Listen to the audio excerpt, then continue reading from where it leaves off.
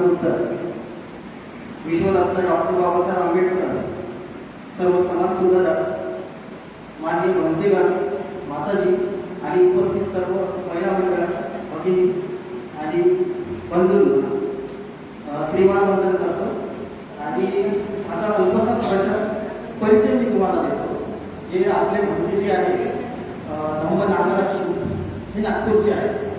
आणि जेव्हा हे आंदोलन चालू झालं 12 फेब्रुवारीला, तर त्यांनी कंटिन्यू 15 दिवस ते उपोषणाला बसले. पाणी अन्न त्याग संपूर्ण केला. एक पाण्याचा घूट सुद्धा त्यांनी घेतला नाही. शेवटी त्यांना बनतेना दवाखान्यात भरती करावं लागलं. तसेच आमचे यूपीचे म्हणते सायराम प्रियदर्शन यांनी हे गेल्या 5 महिन्यापासून आंदोलन चालू असताना जे चालू झालं तेव्हापासून हे आंदोलनाशी जुळून आहे. आणि मी नितीन लवानी, मी यवतमाळचा प्रॉपर, पण आता माझं नाणं बायकोला सर्व्हिस असल्यामुळं वर्धेला मी 12 वर्ष काढले. तिथं मी नागपूरला गेलो, नागपूर गोंदियाहून पुन्हा आता नागपूरला आलो आहे.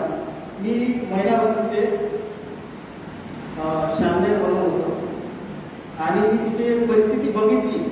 मी असं नाही बोलत, मी फक्त तुम्हाला एक सांगायचं म्हणून यासाठी आलो की म्हणते बोलत आहे, सर्व बोलत आहे, माताजीचं आता बोलल्या की कोणावर टीका टिप्पणी नाही करायची. पण काही लोक असे आहेत की ह्या आंदोलनाला दुपडी निर्माण करतात. आता जसं मी तिथे होतो, मी बघितलं जे आंदोलन चालू आहे त्या आंदोलनामध्ये जसं आकाश लावा, आता लोक आकाश लावांच्या काही लोक विरोधात आहेत, काही लोक त्याच्या फेवरमध्ये आहेत, काही लोक विनाराजाला मानत आहेत. तर आता मी तिथे पाहत आलेला की तिथे जे आंदोलन चालू आहे, ज्या दिवशी आंदोलन चालू झालं आणि 3 तारखेला आम्ही पदयात्रा काढली, म्हणजे बुद्धगयेवरून पटनेला आम्ही पैदल गेलो तिथे 150 किलोमीटर. ते हे ह्यावेळी जसं आम्ही सुरुवात केली, आम्ही दुसऱ्या गावाला पोहोचलो, त्या दिवशी विनाचार्य होते तिथे आले आणि 250 उपासकांनी त्यांना घेऊन आले शामनेरला. आणि ते 3 दिवस तिथे राहिले, म्हणजे आपलं स्वतःचं वर्चस्व दाखवून राहिले होते. आणि मी स्वतः तिथे होतो, मी बघितलेलं आहे. येत होते, अर्धा घंटा 1 घंटा थांबले, आंदोलनामध्ये निघून गेले. व्हिडिओ काढला, व्हिडिओ शूटिंग केली, आपलं बोललं, आपलं भाषण दिलं आणि निघून जायचं. व्हॉट्सअप, फेसबुक, यूट्यूबवर टाकून द्यायचं. लोकांना असं वाटतं की मग हे भंतेजी खूप कार्यक्रम आहे. मी स्वतः तिथे पाहिलेलं आहे. आणि जसं आकाश लामांनी तिथे 12 तारखेला बौद्ध पौर्णिमेच्या दिवशी 7:30 वाजता त्यांनी संपूर्ण हिशोब तिथे दिला की माझ्याकडे एवढे जमा झालेले आहे, एवढं अन्न जमा झालेलं आहे. जे जे लोकांनी दान दिलं ते सगळं तिथे त्यांनी डिक्लेअर केलं. आणि तिथे जे आमचं जे आंदोलन चालू होतं टेंट, त्या टेंटच्या बाजूला 2 टेंट होते. एका याच्यामध्ये जे व्यवस्था करणारे लोक होते, मेडिकलची टीम होती. तब्येत कोणाची खराब झाली तर त्या तब्येत खराब झालेल्या लोकांसाठी मेडिकल वगैरे सगळं पुरवतात तिथून करत होते. आणि एक जो खाना होता त्याच्यामध्ये जे दान आलेलं आहे, अन्नदान असो, तुमचं गहू तांदूळ किंवा मग पैसे असो, तर तिथे तुम्हाला रिसिप्ट दिल्या जात होती. तुमचं नाव, पत्ता, नाव सर्व तिथे दिलं जातं. पण आता जसं मी 7 तारखेपासून यवतमाळची जो लोक आहेत, 7 तारखेपासून 7 तारखेपासून हां 7 तारखेला आपल्या यवतमाळच्या काही बाया आल्या, 4 बाया. त्या 4 बाया रडत होत्या. त्यांचे ते बोलणं तिकडे चालू झालं. ते मोठमोठे बंधुजी होते, त्यांच्यासोबत बोलणं चालू असताना मग एक वणीच्या गमती कुणी होत्या, त्या मुली म्हटलं तर दादा मी आपल्या यवतमाळच्याच आहे. मी तिथे त्यांना बोलवलं, म्हटलं काय आवडतं.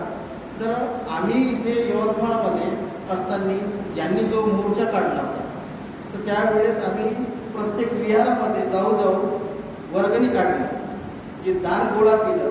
म्हणजे असे जवळपास 30-40 विहारामध्ये आम्ही तिथे जाऊन आलो. जे काही 30-40 हजार प्रत्येक विहारामधून जे दान मिळालं आणि ते दान आम्ही यांना दिलं, ते इथे येऊन आता आम्ही विचारत आहे आकाश लामाजींना, ते इथे दान मिळालं नाही, आमच्याकडे ते आलंच नाही.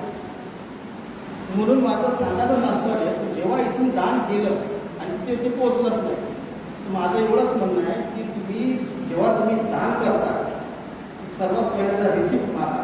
कुठलाही असो, मी असं नाही म्हणत यांच्या प्युअरमध्ये बोलतो मी त्यांच्या प्युअरमध्ये.